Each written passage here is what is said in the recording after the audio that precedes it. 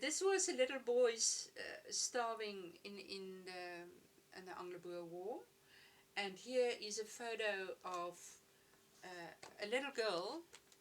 People often think this picture is from the Holocaust, but it's actually from the concentration camps in South Africa. Her name is Lizzie van Zyl.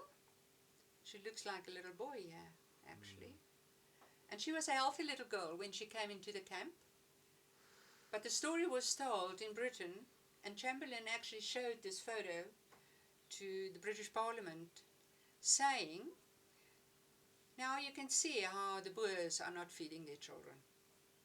What a shameful thing to say. And when Emily Hophouse heard that, she did the research, she found the photographer, took the photo, and they got all the evidence.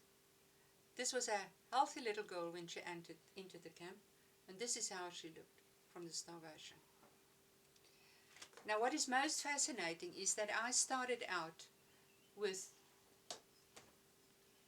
the development of social conscience for Afrikaners, and I took a whole turn, and I got my answer right at the end from Professor Carworth, Donald Carworth. He's a psychoanalyst and he's a psychohistorian from York University, and he said it very well in his book.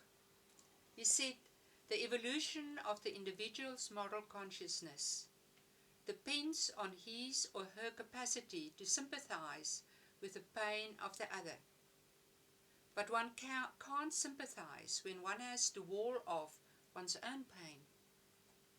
To the extent that one is helped to contain rather than split off one's own pain, one is more able to sympathetically identify with the pain of others. That is, one is helped to evolve one's moral consciousness.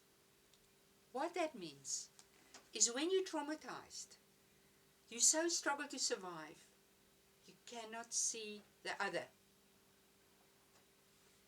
It's all about your survival and your immediate family or your immediate group. That is the human condition.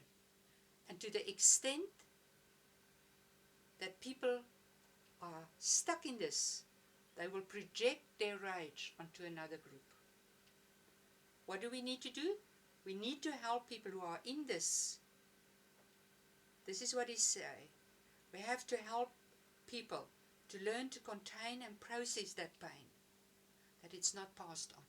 Because it's not just projected onto another group, it's also passed on to your children to go do the repairing in the future, which is the cycle of violence.